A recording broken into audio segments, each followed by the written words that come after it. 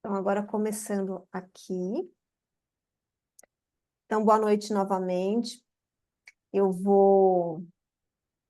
Deixa eu só mutar aqui a Lucila. É escuro, não sei por quê. O que será? Lucila, tá muito escuro aí, você tá no Não, tá escuro. tudo aceso. O abajur, não sei o que que aconteceu. Sério? Tá escuro. Estava claro antes, eu mexi aqui. Mas eu vou mutar então aqui. Pronto. Vamos lá, pessoal. Eu vou começar compartilhando então o PowerPoint.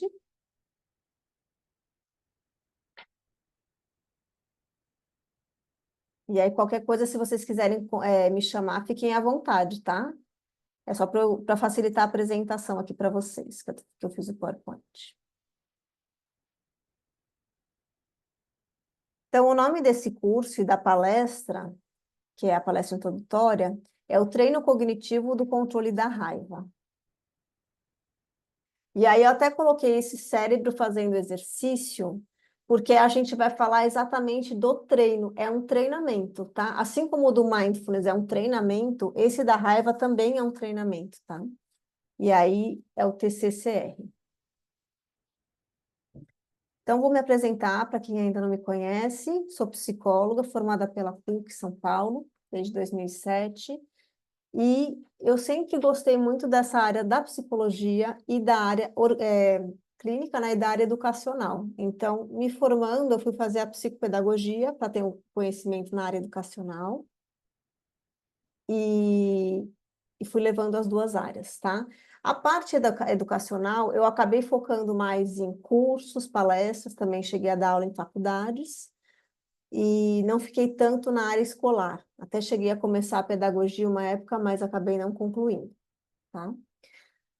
Daí, no meu percurso, eu trabalhei em algumas empresas com treinamentos, e depois eu fui vendo que eu gostava mesmo era de voltar para uma área mais clínica, tá? Então, eu coloquei aqui mais meus estudos. Eu fui estudar psicanálise, Freud e Lacan, depois eu fiz uma formação em resiliência, onde eu fui entendendo o que nos torna resiliente, o que nos torna vulneráveis, como é que a gente se fortalece. Fiz uma especialização em cuidados integrativos na Unifesp. Não está muito na ordem aqui, agora que eu estou vendo, mas tudo bem. Essa especialização também me ajudou a integrar muitos conhecimentos, tá?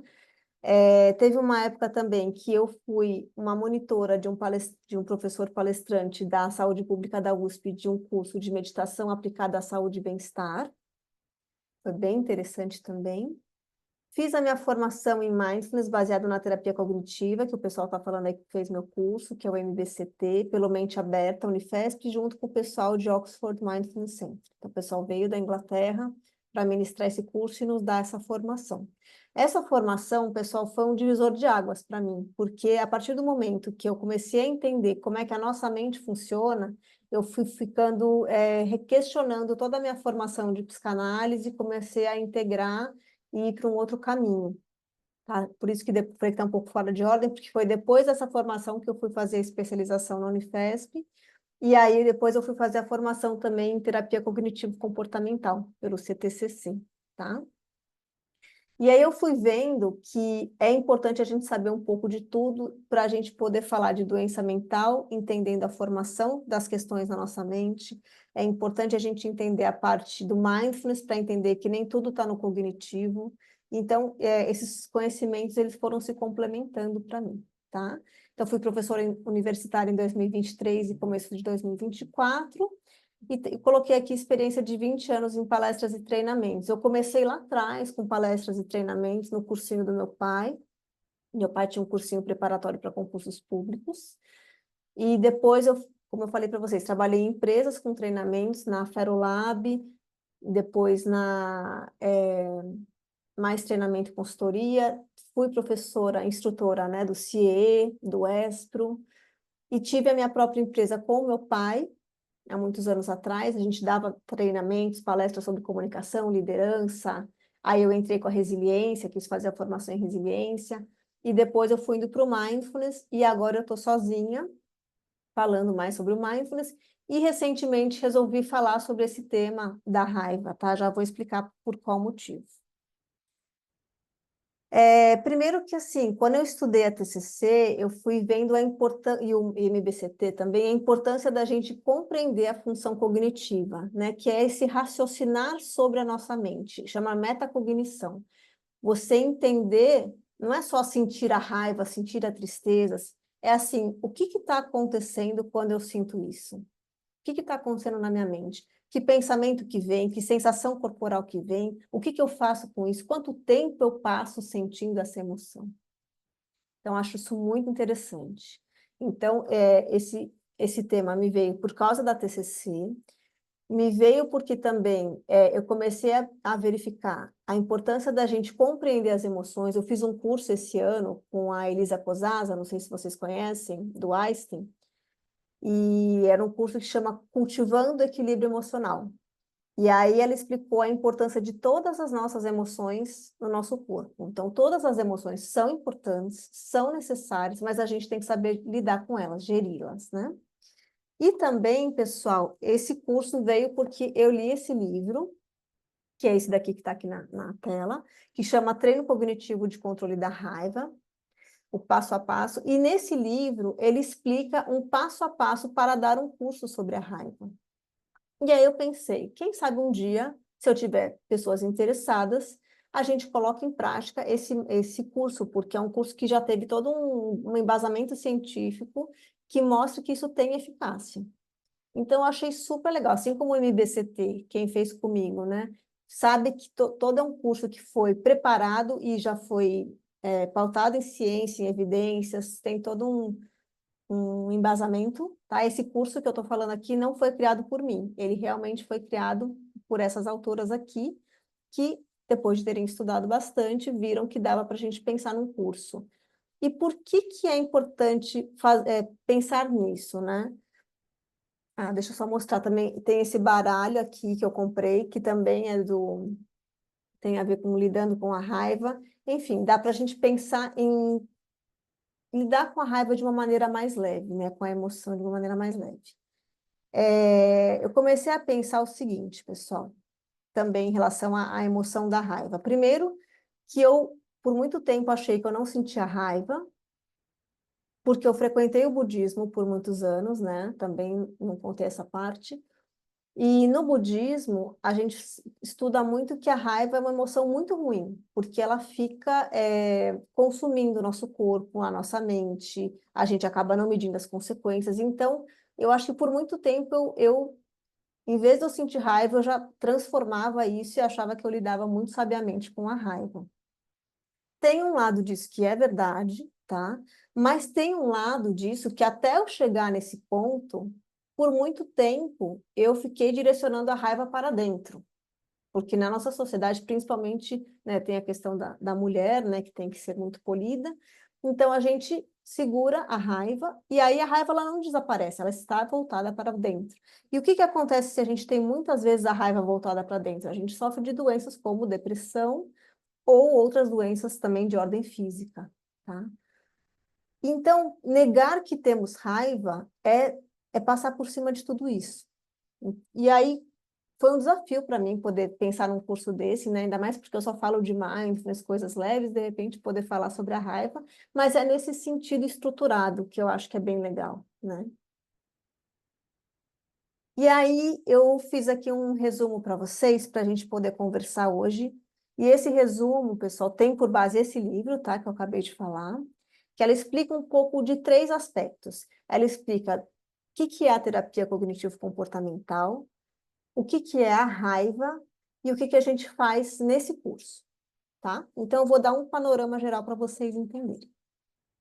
Esse daqui é o Aaron Beck, é o fundador da terapia cognitivo-comportamental, tá? E inicialmente ele era um psicanalista, só que ele começou a perceber que ele não estava tendo bons resultados com a psicanálise com alguns pacientes que tinham depressão, por exemplo. E aí ele começou a ter que reorganizar o modelo dele e ele criou um modelo cognitivo da depressão. E eu achei isso muito interessante, né? Porque eu que vim da psicanálise, gosto da psicanálise, eu também comecei a perceber que faltava mesmo algo mais prático para a gente lidar com pessoas com depressão. Então, quando eu li que ele... E eu tinha um pezinho atrás com a comportamental, obviamente. Quando eu soube que ele era psicanalista e fez esse ajuste, eu falei, olha que legal, né? Não é só a minha essa impressão. E aí ele começou a perceber que esse modelo cognitivo que ele tinha montado serviu para vários problemas emocionais, inclusive para raiva. Então, só que olha o que ele acreditava, que coisa linda, né? Eu também acredito nisso, pessoal. Que os seres humanos, eles têm um comportamento, uma capacidade inata, ou seja, eles nascem com essa capacidade para um comportamento altruísta. Então, a gente nasce com a capacidade de ajudar os outros. Só que a gente também nasce com muitas tendências hostis. E o que vai determinar se a gente vai para um lado ou para o outro? A genética e o ambiente, né? E também não só, né? Claro, esses dois principalmente, mas como é que você vai lidar com tudo o que acontece dentro de você, elaborar isso e dar uma resposta para o meio, ter um comportamento, né? Então, mas é interessante a gente lembrar, né, que nós temos essa raiz altruísta.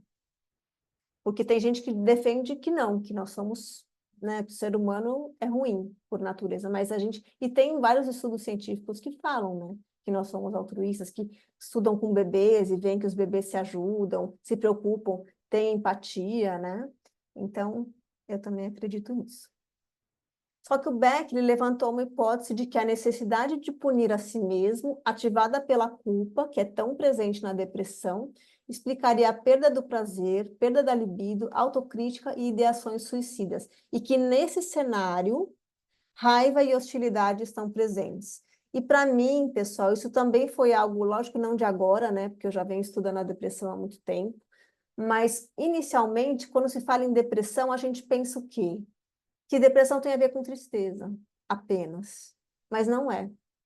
A depressão também tem a ver com culpa, tem a ver com raiva, tem a ver com essa hostilidade voltada para dentro de si. Tanto é que a pessoa, quando ela está numa depressão grave, ela fica apática, sem reação, quase morta, né, vamos dizer assim. E por quê? Porque ela mesma foi se matando naquele processo, né? E ela tem vontade do quê? Muitas vezes, a pessoa em depressão, de morrer, porque ela já está caminhando nesse sentido. Então, olha que importante a gente observar o poder que a raiva pode levar, uma raiva voltada para dentro pode levar a uma pessoa a ter, né? Uma outra coisa bem legal que o Aaron Beck traz é o seguinte, é a gente se sentir num enquadramento emocional. Porque, assim, uma coisa é você estar sentindo raiva, ódio, a outra coisa é o que acontece dentro da gente quando a gente está sentindo isso. A nossa mente, ela nos coloca numa sensação de uma prisão. Então, é como se eu estivesse aqui com ódio de alguém, presa dentro de mim, como se eu fosse, na minha cabeça, uma vítima de uma situação. E o mundo estivesse ali me punindo, né? É claro que parece uma situação exagerada, mas se vocês se lembrarem dos momentos onde vocês sentiram raiva, era muito uma sensação parecida. E aí, quando a gente se percebe aprisionado, a gente tem esse pensamento que ele chamava de pensamento primal, que é muito primitivo, que assim, eu estou presa, trancada dentro disso e estou sendo injustiçada. Isso vai aumentando dentro da gente a raiva. Porque aí eu quero sair dessa prisão, e aí eu estou mais presa. E aí, quando a gente estudou o MBCT, acho que vocês devem lembrar, né, daquela areia movediça. Quanto mais eu penso sobre esse assunto que me irrita, por exemplo, mais a gente vai se afogando na raiva e nos pensamentos que vão só piorando, tá? Outra questão ele põe aqui em pauta que, assim, na década de 60, tivemos a chamada revolução cognitiva. Por quê? Nessa época, um pouco antes dessa época, tinha a terapia comportamental. A terapia comportamental, ela não englobava a cognição. Então, a gente estudava, né, os ratinhos, o comportamento, o estímulo pavloviano e tal. Só que também foi percebido que essa terapia também não ajudava tão bem pessoas, por exemplo, com depressão. Então, nem a psicanálise e nem a comportamental. Então, a revolução cognitiva, ela veio muito para mostrar assim, olha, tem um outro modelo que pode englobar o que essas duas grandes frentes não estão falando, né? Que é tratar desses transtornos mentais de ansiedade e depressão. Então, a criação desse novo modelo começou a perceber o quê? Primeiro que esse novo modelo ele tinha de 10 a 12 sessões iniciais, né, antes de um tratamento, e que já nessas sessões iniciais o paciente já começava a apresentar melhoras. O que é muito importante quando a gente fala de doenças como a ansiedade e a depressão, porque assim, se a pessoa demora, já é uma doença, já são doenças sérias, graves. Se a pessoa demora demais para sair dos sintomas, vai desanimando. Então, poder ter algumas respostas positivas já no começo de tratamento, que a gente está falando aí de 2 meses e meio, 3 meses, já anima todo mundo, né? Já anima o paciente, já anima o psicólogo, já anima a família, né? E a essência do modelo cognitivo é que o modo como uma pessoa interpreta um acontecimento se relaciona diretamente com os sentimentos que ela experimenta. Então, olha só, ele vai falar muito disso aqui, que a gente depois vai falar, que é o modelo ABC, que é o seguinte, o jeito como eu percebo a realidade, não é a realidade em si, é o jeito como eu percebo, o filtro que eu dou vai me gerar uma impressão, e aí eu vou me relacionar de alguma maneira com essa impressão que eu tive. Então, qual que é a grande questão? A gente tem que tomar consciência das impressões que a gente tem para ver será que eu estou interpretando a vida sempre de um jeito hostil também? E aí tudo me dá raiva? Então, isso é interessante a gente começar a pensar. Enfatiza experiências internas do paciente, como pensamentos, sentimentos, desejos, atitudes, e trabalha com problemas recentes. A TCC, pessoal, ela parte muito do presente. É claro que o passado explica o presente, mas a gente parte muito de uma demanda do momento presente, tá? E as cognições, elas medeiam os sentimentos, as sensações, tudo que passa na nossa mente e o que acontece no nosso comportamento, tá? E a partir do momento que eu torno consciente a minha cognição, eu posso fazer alguma coisa com isso. E outra questão importante, a relação recíproca entre afeto e cognição. Por quê? O meu afeto vai mudar o jeito como eu percebo as coisas e vice-versa. O jeito como eu percebo as coisas vai mudar como eu estou me sentindo, né? Para quem fez o curso de Mindfulness, né? Pensamentos afetam o humor e o humor afeta os pensamentos, né? Então, no modelo cognitivo, então, 3 vertentes se relacionam, tá? Então, lá na base, pessoal, tem as nossas crenças centrais. Então, tem algo que nos une, que nos é central como ser humano. São globais, rígidas e supergeneralizadas. Nós temos, segundo a TCC, 3 crenças centrais: de desamor, de desamparo e de desvalor, tá? Então, todos nós temos um pouco essas crenças, alguns têm mais do que outros, tá?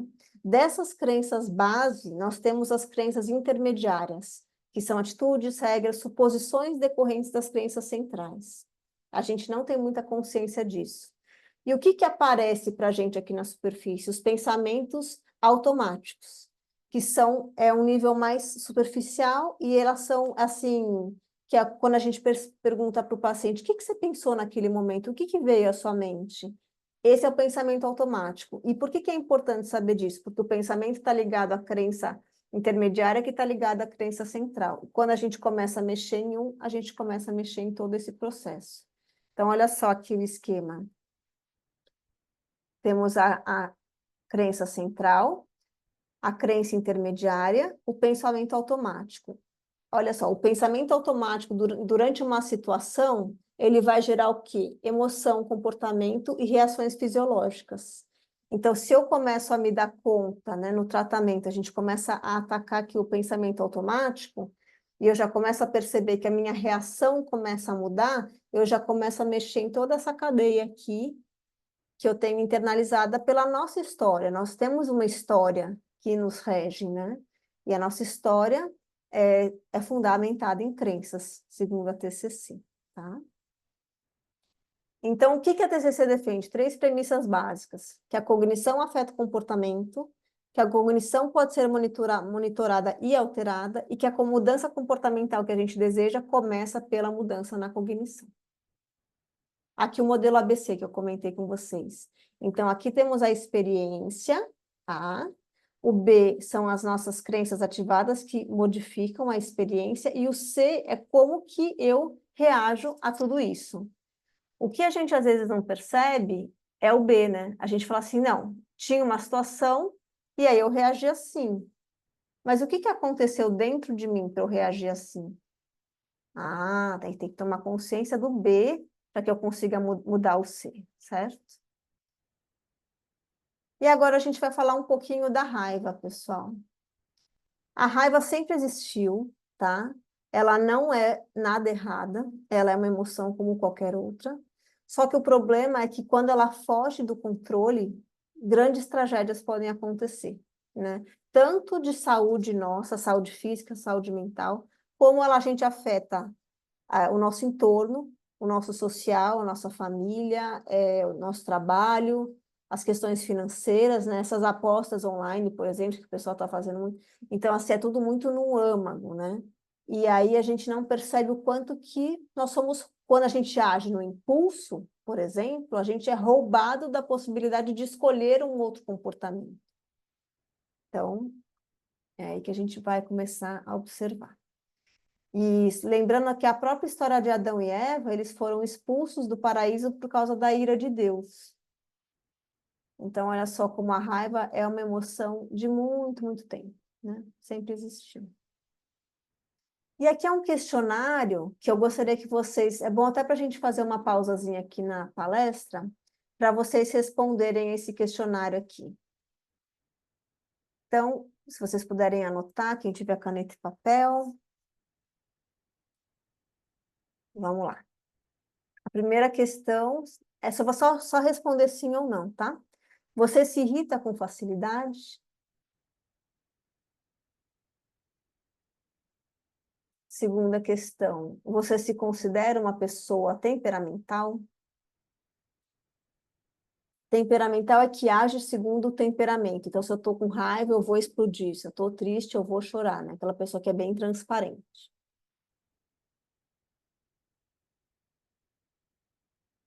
Fica incomodado com a lerdeza dos outros, porque a ansiedade, né, ela também é muito focada na raiva, né?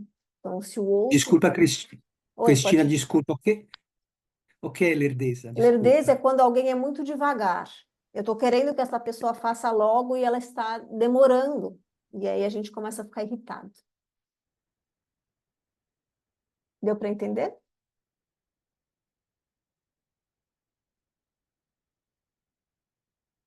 Quarta questão. Fica furioso quando é criticado?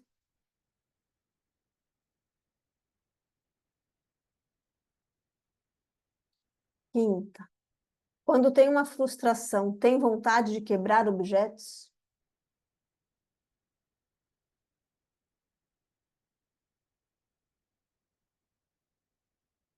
Seis. Fica muito irritado quando não recebe o reconhecimento que gostaria de ter?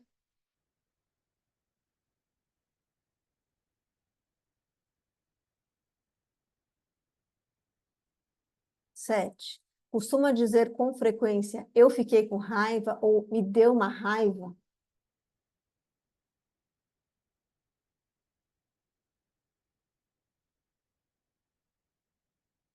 8. Perde a compostura e dá escândalo?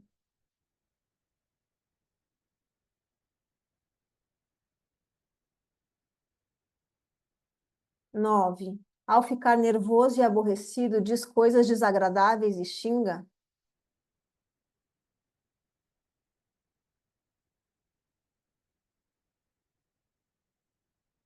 10. Quando se sente frustrado, tem vontade de bater em alguém?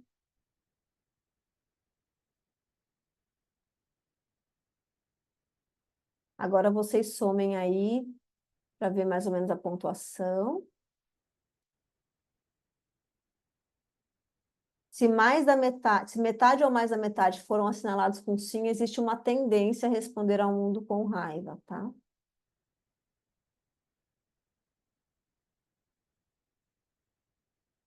Vamos lá. Como que normalmente as pessoas reagem à raiva? Muitas vezes, que nem eu falei de mim, né? A gente tenta se impedir, tenta transformar. O que eu notava, pessoal, é que eu ia muito facilmente para a tristeza. Então, eu não me permitia sentir a raiva, eu já ia para a tristeza. Na resiliência, quando eu estudei, a gente estudou a escala de resiliência, muito interessante. Então, no meio da escala, tem a resiliência, vamos dizer assim, que é o quê? Seria o caminho do meio, seria uma atitude bem de acordo com o que a realidade pede. Por um lado, a gente teria a passividade, que seria a tristeza, você se recolher diante de uma situação de estresse. Do outro lado, a gente teria a agressividade, a intolerância, o ataque, tá? A raiva. Então, de um lado a tristeza, do outro lado a raiva. Na tristeza a gente se recolhe, fica remoendo, na raiva a gente ataca. Não existe certo e errado, tá? Vai ter pessoas que vão tender mais para um, vai ter pessoas que vão tender mais para o outro. Nem sempre a gente vai conseguir o caminho do meio, ou vai conseguir depois de muitos anos de terapia. O que é importante a gente observar? Como é que a gente tende a fazer. E a raiva, ela não necessariamente é voltada para fora, tá? Como eu falei para vocês, pode ser uma raiva voltada, por exemplo, uma pessoa que está sempre reclamando, sempre está ruim, é uma raiva voltada às vezes para dentro. A pessoa não foi lá e quebrou a cara do outro, mas ela está falando, ela está reclamando, ela está criticando, né? A tristeza, não necessariamente a pessoa chora por tudo, mas é uma pessoa que ela pensa 3 vezes antes de falar, porque ela não quer incomodar.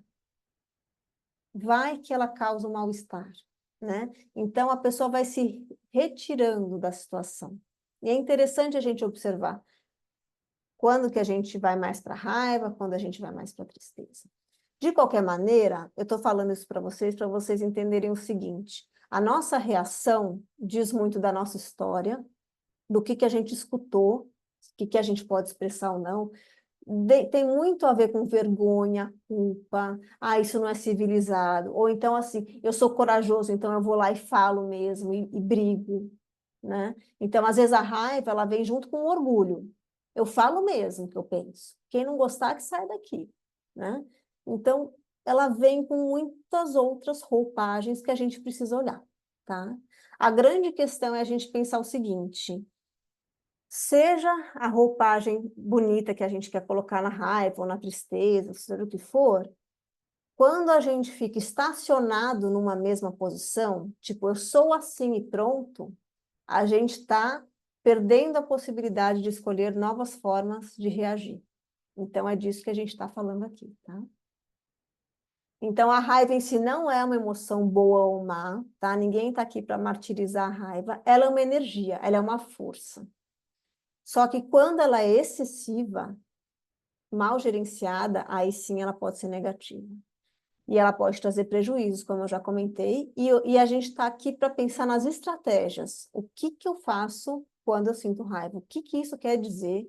E o que eu posso fazer? Será que dá para reagir diferente? Ou eu sou assim, a minha personalidade é assim? Vou falar sobre isso também, tá? Então, a raiva ela pode estar associada a crenças disfuncionais. O que são crenças disfuncionais? Eu estava explicando para vocês o modelo cognitivo de Beck, né? Das crenças centrais, das crenças intermediárias e dos pensamentos automáticos. Nós temos crenças que são funcionais, ou seja, que são próximas à realidade, são coerentes com a realidade. E nós temos crenças que muitas vezes são disfuncionais. O que significa isso? Não nos ajudam em nada, mas ela está ali dizendo algo sobre mim ou sobre o outro que eu fico remoendo, ou que aquilo me impede de agir, porque eu fico acreditando que eu sou aquilo que a minha crença está dizendo, ou ela me faz reagir com uma intensidade que não precisava, tá? Então, distorções cognitivas, as distorções, o próprio nome já diz. Eu estou olhando uma situação, mas eu estou vendo ela torta. Eu estou vendo ela maior do que ela parece, eu estou vendo ela menor, né? E com isso, eu vou agir de acordo com o quê? Com o que eu estou percebendo. Condicionamentos estabelecidos, é o que eu comentei de eu sou assim, né? Então, ninguém é assim, mas nós já temos muitos condicionamentos, né? Então, a nossa história foi condicionando, e nós fomos aprendendo a ser de uma determinada maneira, nós fomos educados a ser de uma determinada maneira, e tem os condicionamentos. Dificuldades de autocontrole, tá? Então, a raiva pode aparecer porque às vezes a gente não consegue ter autocontrole.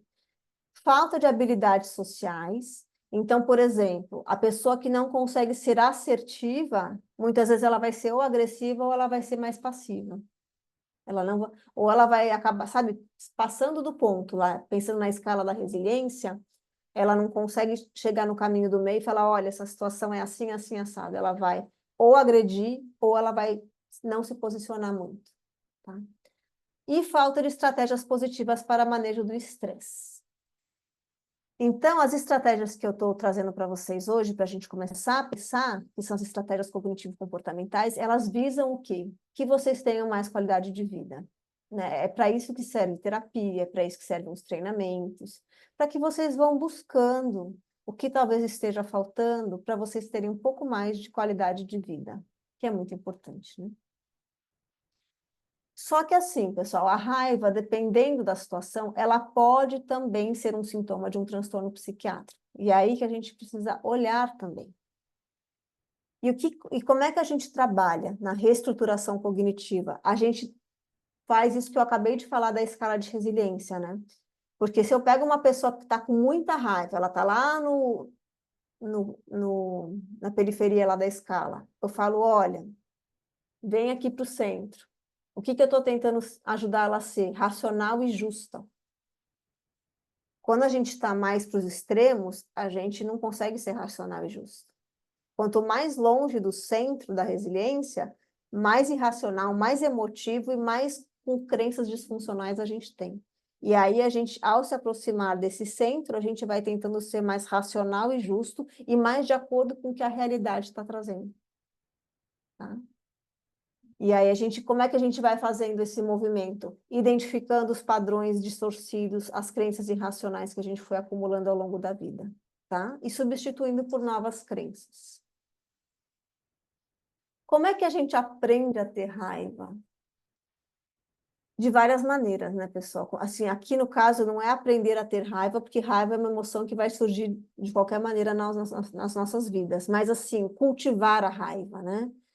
Ter sido vítima de algum tipo de abuso, isso gera muita raiva.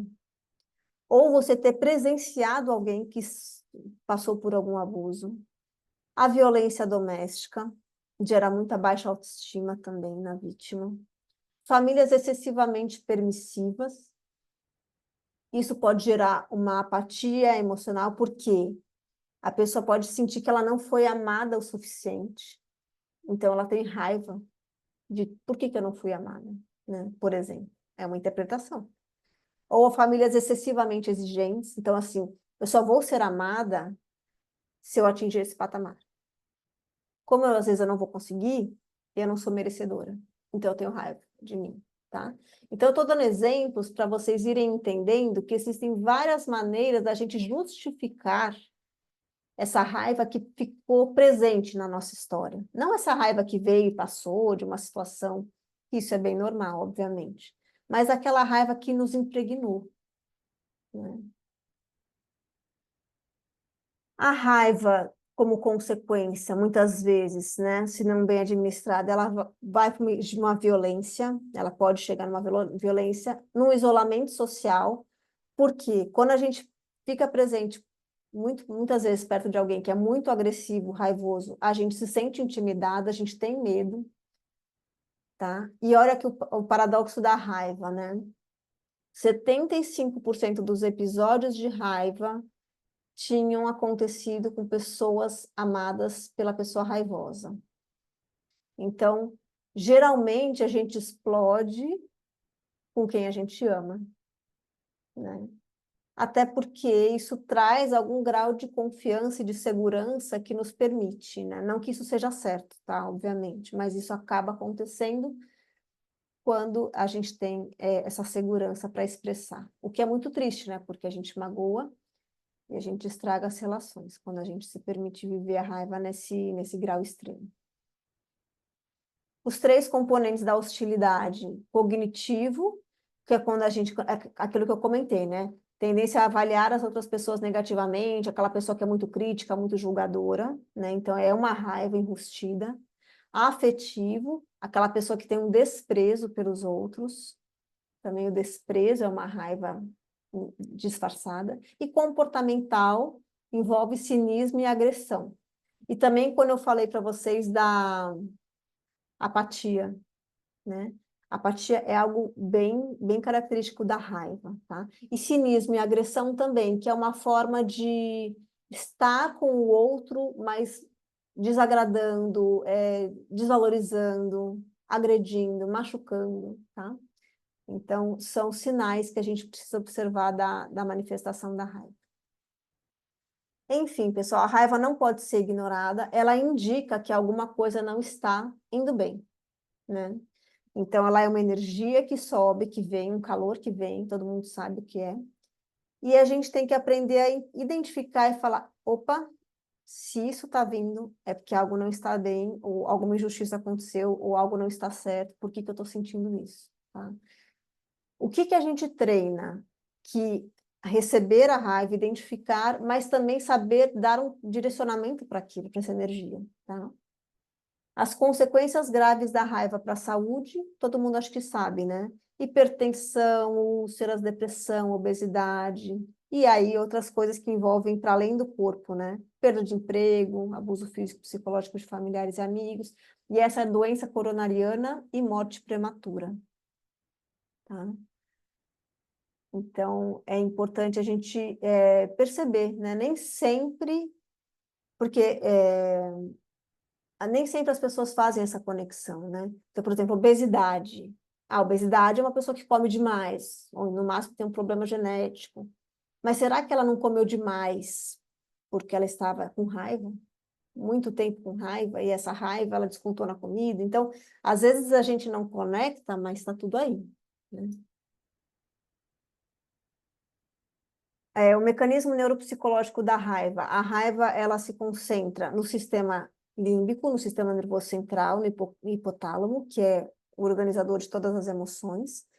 Ela se diferencia do medo na amígdala. A amígdala é um órgão aqui do nosso cérebro que controla as emoções, mas a amígdala está muito ligada com lutar e fugir. Só que, no caso do medo, a nossa atenção ela fica mais presente, ela aumenta a atenção. No caso da raiva, a pessoa focaliza a atenção no sentimento e no direito ofendido. Então, isso é muito importante da gente saber, tá? A raiva, ela nos consome muito mais do que as outras emoções, porque ela é focalizada na dor. E nós, seres humanos, nós já temos um apego ao sofrimento, né? Que eu explico isso no Mindfulness. Estranho pensar isso, mas no budismo a gente estuda aqui. Nós temos um apego ao sofrimento por 2 motivos, tá? Primeiro, porque a gente tenta sobreviver. Então, quanto mais eu souber onde é que está o sofrimento, mais eu evito, e isso garante a minha sobrevivência. Mas também existe uma questão de familiaridade com o sofrimento. Então, por mais estranho que pareça, muitas vezes a gente fica focando naquilo que nos faz sofrer, porque a gente fica tendo algum retorno com isso. Que nem assim, conta uma história feliz e uma história trágica, né? Notícia ruim de jornal vende mais do que notícia boa. É verdade, gente. A gente fica se retroalimentando ali de notícias ruins. A raiva, ela focaliza e a gente fica se retroalimentando daquela sensação. Além disso, olha que interessante, né? Que a raiva, mesmo depois que a situação já passou, ou seja, já não tem mais motivo, vamos dizer assim, a gente ainda fica uns 30 minutos, pelo menos, o organismo reverberando aquela reação que a gente teve no momento da raiva. Então, todo esse tempo que a gente passa com a raiva no nosso corpo, a gente está se prejudicando, a gente está consumindo nossos órgãos, a gente está adoecendo, né? Então, é muito forte pensar sobre isso.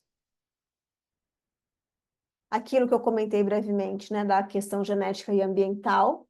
Então, existe uma hipersensibilidade do sistema límbico para algumas pessoas. Então, para algumas pessoas, sim, a raiva ela teve esse componente genético, a gente precisa considerar. E isso aparece com o quê? Como é que eu fico sabendo? Exame de sangue, ó, produção excessiva de catecolaminas, testosterona e cortisol. E também, olha só, não podemos esquecer, associada a distorções cognitivas, que é um modo inadequado de pensar e avaliar os eventos na vida. Então, gente, sempre a questão do contexto, como é que eu avalio essa situação, né? Isso dá um quentinho no coração, porque assim, a gente pode avaliar diferente. A gente pode olhar de uma segunda vez aquela situação e falar, calma, pode não ser tão ruim quanto eu estou pensando. E se dar uma segunda chance de ver de novo a situação é muito importante. Aqui eu fiz esse gráfico só para mostrar para vocês, ó. Aqui tem a genética favorecedora da raiva e o ambiente favorável. O que é ambiente favorável? Uma família acolhedora, por exemplo, tá? Aqui é a genética não favorecedora e o ambiente tranquilizador. Aqui temos a genética não favorecedora da raiva e o ambiente instável. Tá? E aqui os dois ruins, vamos dizer assim, né? Uma genética que favoreceu a raiva e o ambiente que foi instável. Então, essa pessoa aqui, claro que ela vai ter mais facilidade de ter raiva. Já vai, assim, tá tudo meio que ajudando ela para ir para esse caminho, né? O que vai salvar essa pessoa? O que pode salvar? Ela conseguir ter uma nova interpretação dos eventos, né? Que é aquilo que eu falei que dá um quentinho no coração, é você falar, calma. Você pode olhar de uma outra maneira e ter uma segunda interpretação dessa mesma situação. Mas para isso, né, precisa ter oportunidade, precisa ter conhecimento, precisa querer. O tratamento da raiva envolve o quê? Aprender a reconhecer a sua raiva, entender que ela é um sinal de que algo está errado, tá? E saber controlá-la e utilizá-la de um modo construtivo. Às vezes, pessoal, é caso sim de tomar psicotrópico, tá? Que são os medicamentos psiquiátricos, além da psicoterapia, tá? Se for um caso que precise disso.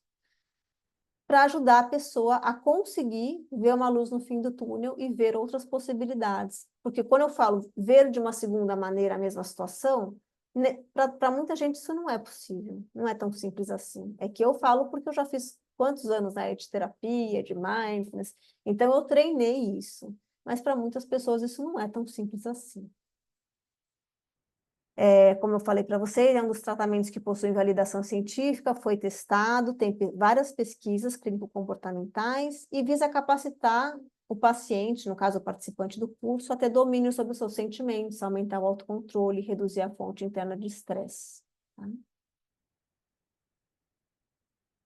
O objetivo, então, é reduzir a vulnerabilidade psicológica, porque uma coisa que eu comentei quando eu estava falando da escala de resiliência, é quanto mais a gente está nos extremos, mais a gente está com vulnerabilidade psicológica. Ou seja, menos eu estou apropriado daquilo que eu realmente poderia fazer naquela situação. Eu estou preso nas minhas crenças disfuncionais. Eu estou preso na minha raiva excessiva, na minha tristeza excessiva. Então, ajudar vocês a caminhar para um centro de resiliência, para um centro de pé no chão, onde vocês possam reduzir a vulnerabilidade psicológica. Lidar de modo consciente com as cognições e um modo diferente de perceber o mundo. Então, assim, será que eu estou vendo o mundo de um modo extremamente provocador? Não que não seja, tá, pessoal? Eu sei que a gente está vivendo um momento muito difícil, as redes sociais estão sendo bastante provocadoras e a gente também tem que cuidar do que a gente está assistindo, de como é que a gente está recebendo. Mas é interessante a gente se perguntar, será que eu também não vejo o mundo de um modo muito provocador? Muito incômodo, né? Então é interessante. E fornecer ferramentas para vocês poderem sentir menos raiva e usar a raiva que não possa ser eliminada de uma maneira construtiva, como uma força, uma energia positiva para a vida, que a gente também precisa dessa energia da raiva, às vezes para ter atitudes, né? E reduzir os riscos à sociedade e à saúde, com essa questão da doença arterial coronariana, né? Como eu falei para vocês, também a raiva vai para o cortisol, para o sangue, sobe para o cérebro e as pessoas têm questões de infarto e de doença arterial coronariana.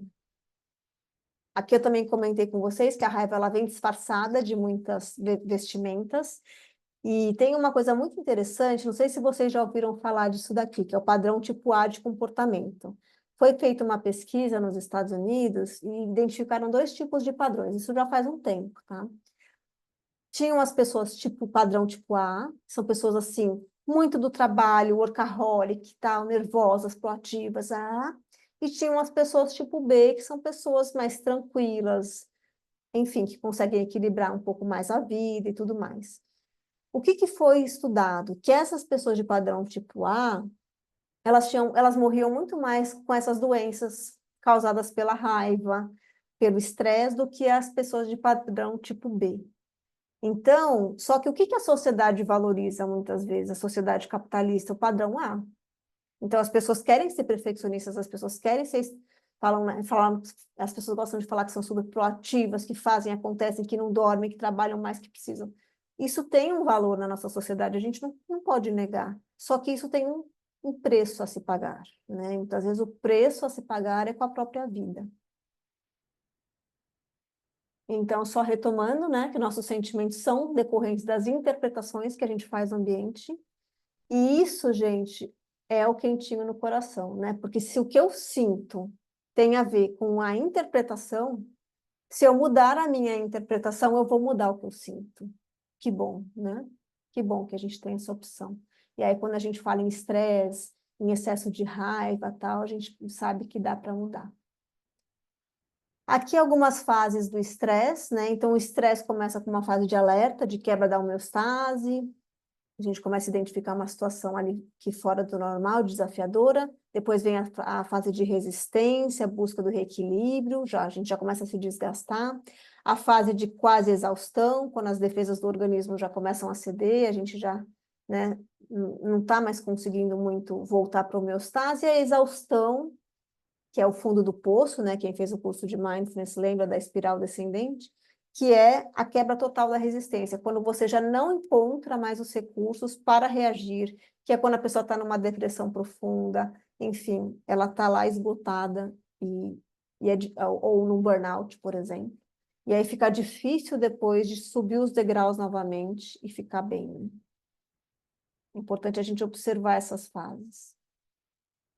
E aqui, para vocês entenderem, essa aqui é uma escala da raiva, que foi feita em 1992. Ela fala que a raiva acontece em 8 subescalas.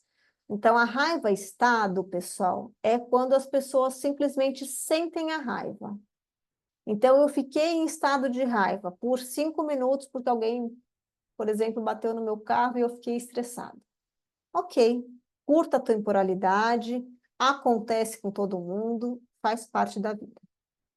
A raiva traço é um traço estável da raiva crônica. Quando a gente fala em traço, pessoal, é algo já mais estável. Então, assim, é aquela raiva que permanece. Vai assim, para uma característica, quando a gente fala em traço. Então, a pessoa tem a tendência a perceber as situações como desagradáveis e frustrantes. A raiva temperamento, então, quando a gente já identifica que é quase que uma parte da personalidade daquela pessoa sentir a raiva, também como uma raiva crônica. Às vezes nem teve uma provocação específica, mas a pessoa já tem a raiva. A reação de raiva, então, que é quando a gente também reage numa determinada situação, tem a ver com uma ameaça ao ego ou à autoestima. Quando a gente se sente injustiçado, criticado, então vem aquela reação de raiva. Raiva para fora, aquilo que eu comentei, que é quando a gente tende a agredir os outros ou o ambiente. Raiva para dentro, inconscientemente a gente, quando vê, está engolindo aquela situação, engolindo saco, né? Que a gente fala, suprimindo o sentimento, isso pode levar à depressão. E essas duas, tanto a raiva para fora quanto a raiva para dentro, é um estresse muito tóxico. O controle da raiva, que é uma tendência que a gente está constantemente suprimindo a raiva, tipo, percebo que estou engolindo sapo e diariamente estou engolindo sapo. Isso daí é bem complicado, porque isso também adoece a gente está o tempo todo tendo que suprimir a raiva. E a expressão da raiva, que aí vai depender de como que a gente consegue expressar, seja assertivamente, ou se a pessoa está explodindo, né? Enfim, depende muito de como é que a gente consegue fazer essa expressão da raiva. Pode ser positiva ou não. Para quem que é o curso? Então, agora terminando a palestra e começando a falar do curso. Para quem está interessado em compreender os padrões mentais e lidar com eles de uma maneira mais integrada. Para quem teve episódios recorrentes de depressão ou de raiva ou de ansiedade, se identificou com isso que eu falei até agora, percebe que a raiva faz parte do dia a dia e gostaria de mudar. E quem busca melhorar a saúde mental e ter mais qualidade de vida, né? Para quem que não é o curso, pessoal, se a pessoa não tiver tempo, tipo, não consegue, porque são 8 semanas aí, né? São 8 segundas-feiras à noite. Se a pessoa estiver demais, assim, deprimida ou demais ansiosa e fala, não consigo nem participar de um curso porque eu vou querer brigar até com a professora, sei lá, alguma coisa assim. Dependente de álcool ou outra substância, se a pessoa sente que ela não vai conseguir elaborar ou estar junto elaborando com a gente, tá? Luto recente também a gente precisa respeitar. E se a pessoa não puder estar presente em todas as sessões, fazer os compromissos de casa, sempre tem alguma tarefa de casa, até que eu vou retomar na sessão seguinte. Claro que não é muito tempo, né, gente? Mas é um compromisso, tá? Como é que vai ser? Online ao vivo, pelo Zoom. Então, seria às segundas-feiras, então teve a palestra de hoje. A gente começaria na semana que vem, e iria ou até o dia 25/11, ou como eu falei para vocês, se a gente for pular aquela segunda-feira entre os dois feriados, vai até a primeira segunda-feira de dezembro. À noite, das 19h30 às 21h, e o investimento de R$ 540 em até 3 vezes sem juros, com 10% de desconto para pagamento à vista, tá? Quem quiser pode falar diretamente comigo, tá? Tem meu WhatsApp aqui. Provavelmente vou fazer uma ficha de inscrição direitinho, uma entrevista online para conhecer melhor vocês. E o prazo, pessoal, eu coloquei até sexta-feira agora, ao meio-dia, para eu saber se vai formar essa turma ou se a gente vai começar o ano que vem. Eu me preocupei com a data por causa da questão do final do ano também, né? Porque depois, de meados de dezembro, já está todo mundo querendo falar de Natal. Mas eu achei um curso bem interessante e bem importante para esse momento que a gente está vivendo. E aqui, dúvidas, se alguém quiser, eu já vou abrir para as perguntas, tá? E é isso, pessoal. Agradeço muito vocês estarem aqui até agora, escutando, e queria ouvir um pouquinho de vocês. Eu Vamos lá, posso Pedro. falar? Pode. Eu, com certeza, vou fazer o curso. Já tinha quase decidido antes da palestra de hoje. A palestra de hoje é para mim, digamos. Tenho disponibilidade e as três razões que você mencionou, em particular a segunda e a terceira, são para mim. A primeira também, mas sobretudo a segunda e a terceira. E, quando você apresentou o questionário, eu Hum, respondi sim a 6 das 10 questões, uhum, mas tive bastante dificuldade em responder em todas as 10, porque às vezes eu me vejo em uma situação em que não sinto raiva, ou pelo menos não sinto como eu sentia antes. Em uhum, outras situações, eu tenho manifestações recentes de raiva, claríssimas, das quais me arrependo muito, na esfera social, sobretudo dos amigos. E aí sim, aí, mas na questão, você pergunta, você experimenta episódios de raiva com frequência? Não sei responder, porque nos últimos 6 meses eu experimentei 3, 4 episódios de raiva muito graves, que não, ninguém se machucou, mas eu praticamente perdi amigos. E aí são poucos, mas são graves. Sim, Sim, um exatamente. pouquinho, digamos assim, tenho essa Isso. dúvida. E é importante essa questão, que nem você falou, são poucos, mas são intensos, né? Duas coisas que são importantes quando a gente avalia o transtorno mental, né? A intensidade e a durabilidade a quantidade de vezes. Então, mesmo que tenham sido poucos, foram muito intensos e tiveram consequências graves. Então, é importante a gente olhar para isso, né? Tem pessoas que têm episódios menores, menos graves, mas com muita mais frequência do que você falou. Também é complicado, porque tá cotidianamente acompanhando aquela pessoa, né? Então é importante olhar para isso sim. Que bom que você está aqui, então, feliz, para a gente pensar sobre. Obrigada. Mais alguém? Ah, eu vou falar rapidinho. Oba, Ana, vamos lá. Primeiro que eu acho que esse curso aí é para o mundo, né, Cris? Você tem que fazer para todo mundo, porque é uma loucura hoje em dia, né? E Sim. eu comungo um pouco do que você falou, em às vezes a gente confundir. Assim, eu não super me identifiquei porque eu não estou nesse momento e eu não tenho um temperamento para isso, né? Me Uhum. identifiquei com o curso, vontade de fazer. O problema é que eu dou aula duas das datas, já me atrapalharia agora, eu não conseguiria. Mas eu Uhum. achei muito interessante quando você falou do budismo, que a gente acaba não exercitando, porque eu venho do kardexismo, eu sou kardexista.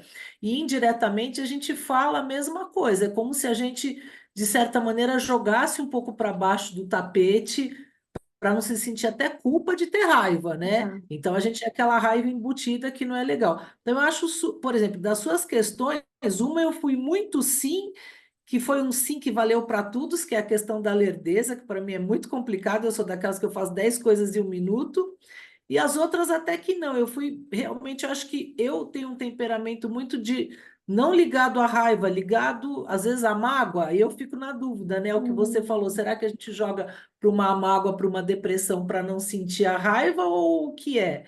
Embora exato. seja um momento, mas eu fiquei muito interessada. E as pessoas que acabaram não entrando por algum motivo, eu falei com duas pessoas que teriam interesse também.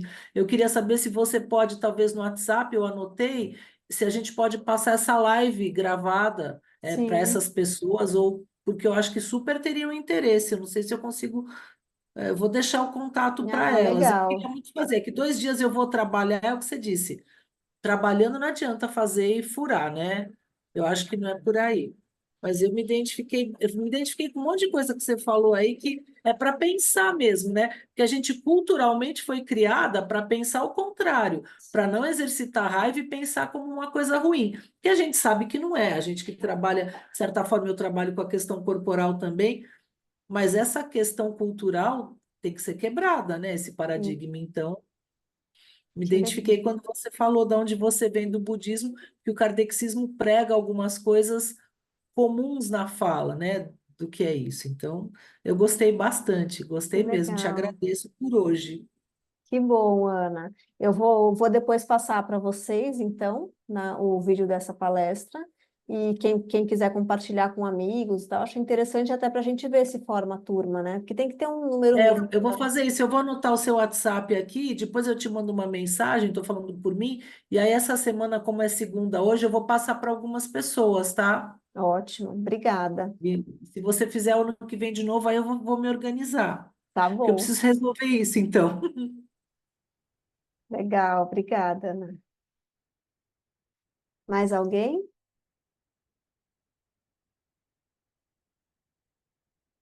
Acho que o Fabiano quer falar.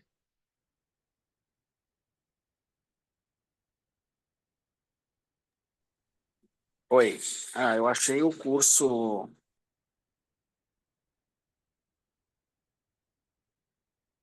Ixi, agora tá no mudo, Fabiano. Agora foi. Achei o curso bem interessante, me identifiquei muito, porque, inclusive, teve uma transição na empresa, né? E eu fui encarregado dessa transição, de razão social, essas coisas. Uhum. E hoje houve muita briga, muitas explosões, mas já faz um bom tempo atrás isso. E que me gerou pressão alta, estresse, essas coisas, né? Uhum. Hoje em dia eu estou mais controlado, faço terapia, tudo. Mas ainda volta e meia, ainda aparece uma pequena explosão, né? Mas, graças a Deus, foram brigas homéricas, porque a nova diretoria não entendia de nada, você explica, eles querem fazer do jeito deles, e não vai para frente, mas aí acabava numa pequena discussão, né? Mas, como eu falei, me identifiquei por causa disso, que eu achei que os problemas que eu tenho hoje são muito relacionados à perfeição que eu exijo no meu trabalho, né? Tem eu e mais duas pessoas que trabalham diretamente comigo. E, tipo assim, eu tenho a minha perfeição e eu cobro a minha perfeição em cima dos outros. Eu quero que a coisa vá para frente, eu quero que o meu departamento não tenha problema. Mas é assim, já fui vendido, vamos dizer assim. Não adianta cobrar uma coisa que a pessoa não quer fazer. Então eu vou lá e eu pago. Essa é aquela coisa de, se você quiser uma coisa bem feita, faça você mesmo.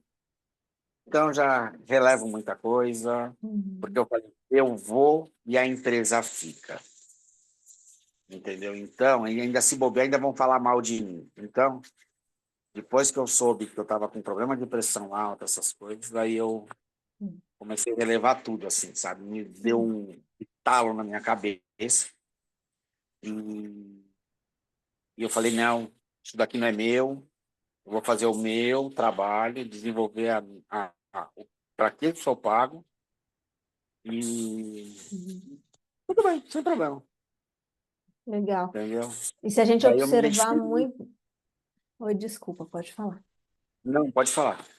Se a gente observar muito do perfeccionismo, né, também vem com raiva, né? Traz, porque eu cobro muito. Aliás, eu cobro, primeiro já cobro logo de mim. Uhum. Porque como eu sou o gerente da área de condomínio, no escritório, então, quer dizer, a bucha vem para mim, não vem para os outros que trabalham comigo. Sim. Então, quer dizer, para evitar bucha, eu já tento, sabe, ser 110% para não dar chabu. Sim. Mas, graças a Deus, está tudo bem. Igual eu falei, agora já adquiri minha bela pressão alta. Então é só controlar. Passa no cardiologista, toma Sim. remedinho. Faz E é aquela terapia. história, né? Tenta evitar conflitos, entendeu? Assim, Sim. de episódios de raiva. Só teve Sim. uma agora faz um pouco tempo, desculpa até, assim, falar muito, que é meu jeito. O que que acontece? Uma vez eu ando de moto com a minha esposa, né? A gente tem moto. A mulher simplesmente deu a seta e entrou. E eu estava do lado do carro dela. Buzinei para avisar. A mulher continuou entrando, assim, me levando para o canto da via, né? Aí eu freiei a moto, falei, meu, você tá louca, você é perturbado. Só que pelo susto que eu passei, porque ali a pessoa tá dentro de um carro, tem lata pra caramba pra ela entortar, e a perninha vai pra cucuia, né? A perninha, a bundinha, vai tudo ralando, né? Vai ali no asfalto. E esse dia eu perdi a cabeça mesmo. Eu falei, Marcelo, eu tremia de nervoso. Entendeu? Eu nunca cheguei assim, mas acho que foi pelo susto Uhum. de ser espremido na guia e tomar um capote, né? Vamos dizer assim. Isso. A minha esposa que me intermediou lá a situação, mas esse dia eu literalmente explodi igual aquele bonequinho vermelho da raiva lá. Sim. Mas Pois eu me é. identifiquei muito com o curso e tal, aí vou ver direitinho, ver na minha agenda como é que está a minha situação, e conforme for eu me inscrevo, Tá e aí ótimo. vamos para... Obrigada, Fabiana. Uma coisa que a gente trabalhava lá no budismo, que eu achava interessante, é claro que é um processo também, né? Mas quando Uhum. vira a energia da raiva, a gente saber direcionar a energia, mas desapegar da raiva ao mesmo tempo. Porque eu falei para É, vocês, né, que a gente é apegado ao sofrimento. E se a gente não desapega da raiva, a gente fica agindo com raiva e aí não é bom. Mas você usar aquela força, mas ao mesmo tempo conseguir desapegar, é um é algo interessante também, né? É, aquela história, né? Foi igual eu falei, a mulher não teve noção do que ela podia me causar, e o susto foi meio que um gatilho, que até o pessoal perto de uma escola, né? Numa escola particular, o pessoal, meu, vem aqui, toma uma água com açúcar, não sei o que, você tá mal, você tá tremendo, não sei o que, papapá. Eu falei, aí eu falava para ele, meu, só me tira essa mulher da minha frente, por favor. Me tira essa mulher da minha frente, porque não vai dar certo. Sabe? Eu não sei o que eu posso fazer com ela. Aí Uhum. meio que separaram tudo lá, tal, porque, meu, eu nunca tive uma situação assim de, de tanto tempo que eu tenho moto, e eu prezo pela minha segurança, prezo pela segurança da minha esposa, entendeu? E nunca tivemos um episódio assim. Então, quer dizer, foi uma coisa de louco, não tem nem o que dizer, sabe? Sim, Nem eu sei como é que eu cheguei para trabalhar ainda, trabalhei e tentando me desligar da situação, entendeu? sim, Para uhum, não ficar remoendo a situação. sim. Quando a raiva envolve a nossa falta de segurança, né? A quebra da nossa segurança, ela fica atormentando por muito tempo mesmo, porque a gente se sente muito vulnerável, né? Sim, ainda mais de moto, né? Quer dizer, então, mas graças a Deus, É, bola para frente tá tudo bem. e vamos que vamos. Obrigada, Fabiana. Por nada. Beth e Jean, quem gostaria de falar? Eu vou falar. Fala, Beth. Então, eu acho que o curso vai ser muito bom, mas você me conhece, me conheceu um pouquinho, né? Eu sou Sim. bastante tranquila mesmo. Esse é o meu jeito, né? E eu não sei se isso dá para guardar alguma coisa que eu de raiva, assim. Eu eu não tenho, não vejo por esse lado. Eu Uhum. sempre sou aquela que vivo apaziguando, né? Que inclusive no questionário eu respondi 3 sim e 6 não, Uhum. né? Então eu sou bem tranquila nessa parte, né? Mas o curso eu vou conversar depois, ver direitinho, porque eu também estou fazendo estágio, né? E às vezes eu faço estágio à noite. Uhum. E como eu não vou na faculdade à noite, eu vou de manhã, então eu faço estágio à noite. E hoje eu tô livre, né? Mas eu vou ver direitinho, é um curso muito bom, gostei bastante, né? Você sabe que eu gosto muito de ouvir você falar, né? Minha professora, eu gosto muito de ouvir você falar, tá bom? E eu vou Obrigada, ver direitinho Beth. se der tudo certo, a gente faz, tá Ah, bom? ótimo, legal, tá bom. Fico feliz. Fala, Olha, Jean. então, eu acho o curso interessante, mas eu acho que dessa vez, eu não vou conseguir fazer. Eu, eu tentei passar para algumas pessoas aí, que eu acho que teriam interesse, quer dizer, teriam vantagem em fazer, né? Mas aí os outros, às vezes, não vê as coisas da mesma maneira que a gente vê, né? Então, eu espero que você consiga fazer esse curso e outros de novo o ano que vem e tal, porque eu acho que esse ano eu não vou conseguir, mas Uhum. vou torcer para você fazer outro depois para mim. Tá certo. Mas obrigada pela presença, de qualquer maneira, Jean. Obrigado, obrigado. Ah, e passa a gravação para a gente passar para outra pessoa. Pode deixar. Então, pessoal, queria agradecer novamente aí a presença de vocês e a participação também. Hoje acho que foi muito produtivo, muito proveitoso.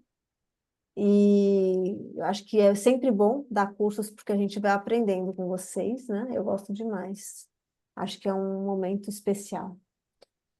E então tá bom. Então acho que por hoje é isso. Eu vou passar para vocês depois a palestra e vamos ver se a gente fecha a turma, se não, no ano que vem, tá? Mas eu espero que eu consiga fazer esse ano que já vou treinando os motores. Fala pelo ID. Qual é o número mínimo para você fechar a turma? Eu fiquei pensando umas 6 pessoas, mais ou menos. Ok. tá? Talvez eu consiga fazer com um pouquinho menos, mas eu acho que é bom porque às vezes alguém falta, né? E aí eu fiquei pensando que umas 6, né? O de Mindfulness a gente fez com 5 e 5 esse ano, né? Eu fiz duas turmas e às vezes acontecia de alguém ir para outra turma e tal. Aí às vezes apareciam 4 pessoas na sala e dava para fazer. Esse daqui eu pensei mais ou menos umas 6, porque eu pensei em fazer uma turma só, tá bom?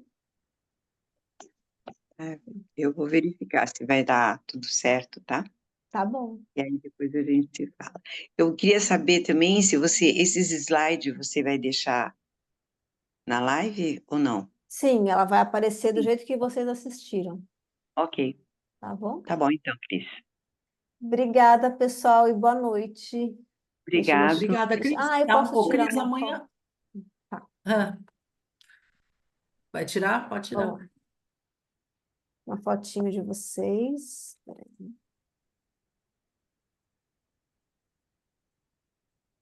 Mas pode ir falando, Ana. Não, eu ia falar para. Amanhã eu te gravo um áudio, tá?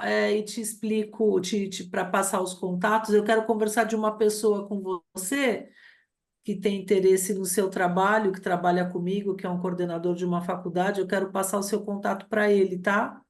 Tá Já estou te ótimo. pedindo autorização Fica à aqui. vontade, pode passar sim. Te Vou agradeço. passar e depois eu te gravo um áudio.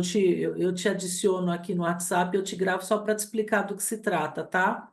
Tá Que eu bom, achei então. muito interessante. Que legal, obrigada. Então tá bom, pessoal. Boa noite para vocês e a gente vai se falando. Tchau, Boa gente. noite. Boa noite. Boa Obrigado. Obrigada. Tchau, noite. tchau. Tchau, tchau, tchau.